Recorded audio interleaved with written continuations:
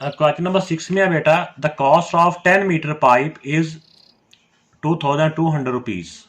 तो इसमें है what is the cost of 22 metre of such a pipe. इसमें बेटा दो तरह की चीज़ें दी हुई हैं।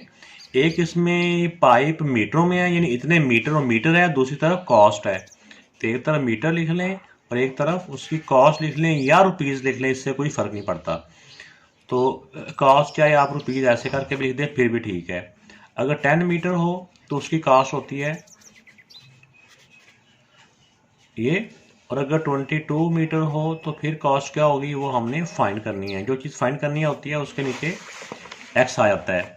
अब यहाँ पे हो जाएगा इसका क्रॉस मल्टीप्लाई, क्योंकि हमें पता है कि जब पाइप ज़्यादा होगा तो उसकी कॉस्ट भी ज़्यादा ही होगी। तो पहले एक्स वाली वैल्यू को मल्टीप्लाई कर लें। 10x का मतलब 10 multiply by x equal to 22 multiply by 2200। अब ये 10 इस तरफ मल्टीप्लाई हो रहा है, दूसरी तरफ जाएगा तो ये डिवाइड हो जाएगा। तो ज़ीरो के साथ बेटा ज़ीरो कैंसिल हो गया और तो कुछ करने की ज़रूरत ही नहीं है। अब इसमें बाकियों का हम मल्टीप्लाई कर लेते हैं। तो इनको बेटा मल्टीप्लाई किया तो ये 4840 रुपीज़ आंसर आ गया।